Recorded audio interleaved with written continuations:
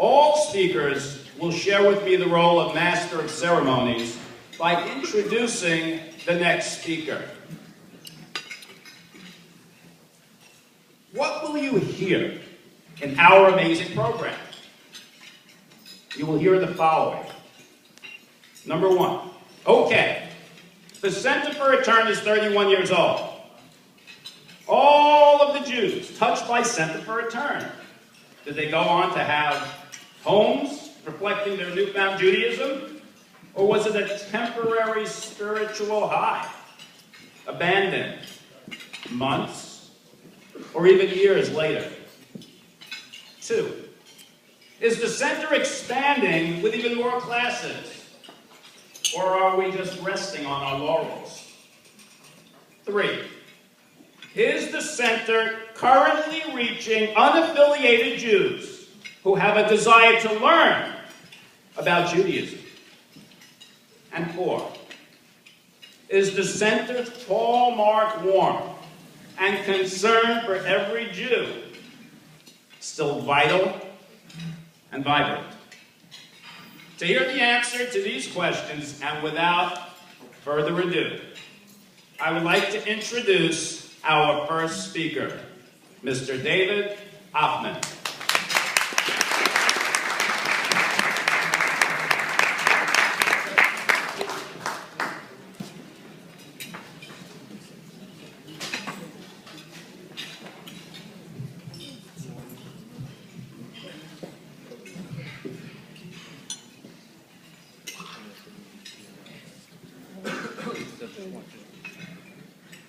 Just before Rosh Hashanah, I became a grandfather.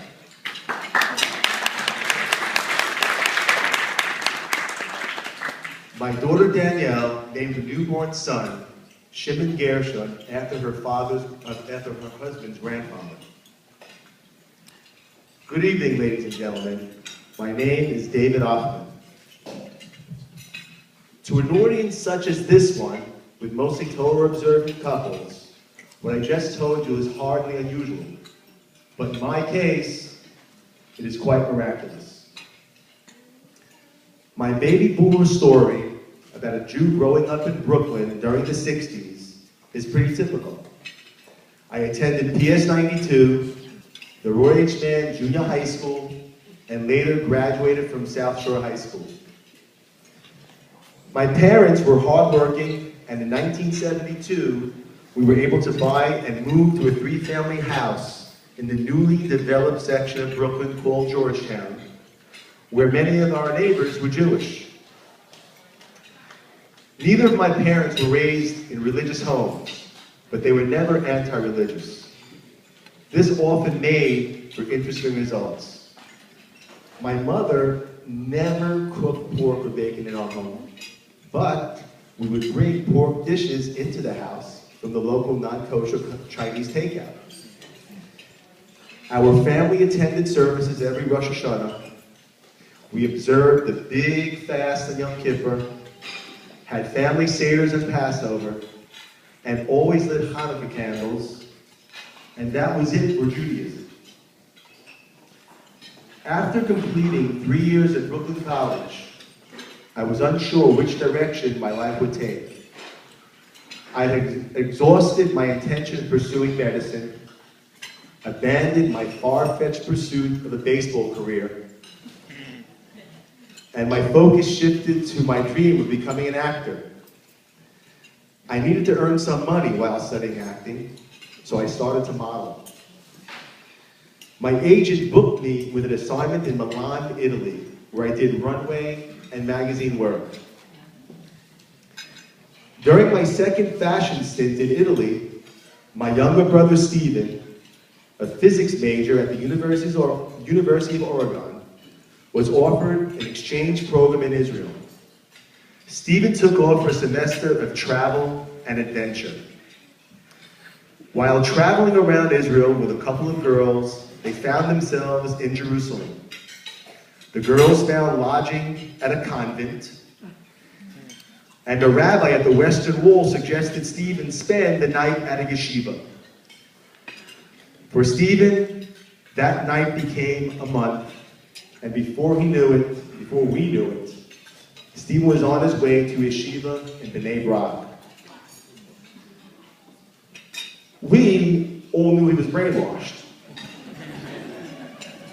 I was finishing my fashion assignment in Italy when I decided to travel to Israel, which had always intrigued me and was just a couple of hours away. This way I could also go and have a look for myself and determine just what was going on with Stephen. From the moment I landed at Ben Gurion Airport, I had a profoundly spiritual experience. Those few weeks in Israel left me deeply moved. Arriving back in New York meant I had to confront the following challenge.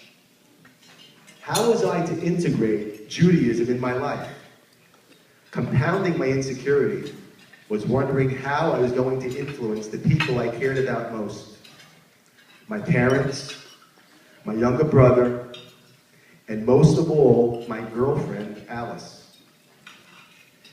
Our relationship had already been strained because of the time we had been apart due to my work in Europe. I chose not to mention my newly found interest in Judaism until my return to New York. But how could I expect Alice to embrace religion simply because I experienced an epiphany? From early childhood, my dearest friend, Norman, was my religious mentor. Our parents lived next door to one another in Brooklyn, and we had been best friends since infancy. Norman went to public school like me, but his father kept the Shabbos and Kashrut, even though his mother, back then, was not observant. Norman encouraged me to put on tefillin when I was 16, and by the time we were in our early 20s, he had become completely Torah observant. It was only natural that the first person I would call about my religious experience in Israel was Norman. And it was Norman who brought me for a Shabbos to Center for Return 26 years ago. The vision of Rabbi Kahn greeting me on the lawn with his amazing smile still sparkles in my memory. He extended his hand, and we shook hands with such a grip that lasted until our forearms burned. Over the last quarter century, this has become our ritual whenever we meet. For me, that handshake symbolizes Rabbi Kahn's overwhelming love for God, his Torah, and every member of the Jewish people.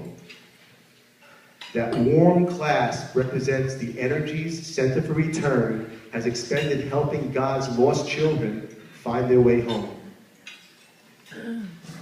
26 years ago, my Shabbos at CFR launched a series of events which helped inspire the extended Achman family to flourish as Jews. This past summer, my parents, who became observant not long after me, retired to the city of Modi'in in Israel. They wanted to be closer to both of my brothers and their combined 19 grandchildren and 5 great-grandchildren. My second brother, Michael, now known as Michael, also attended numerous CFR events and programs which ultimately resulted in his becoming fully observant. My girlfriend, Alice, became my wife, Alice. And true justice would only be served if an entire speech were devoted to her story. But one point must be mentioned tonight in my speech. Critical in her odyssey was Mrs. Kahn.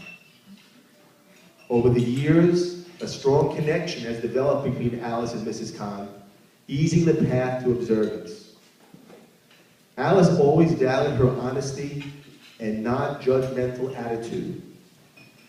Mrs. Kahn was a friend and mentor who Alice admired and trusted. Our 4 children all attended yeshivos, and in a few short years, my grandson, Shimon Gershon, God willing, will enter preschool and yeshiva. Today, 4 generations of Achmans are a dynamic, thriving segment of the Jewish community. This multiplying human chain of Torah-observant Jews is the direct result of your continued support, which allows Center for Return to reach out and help all Jews learn about their true heritage. The New York Jewish community has benefited and continues to benefit from Center for Return. We all owe them a debt of gratitude. Thank you, and good evening.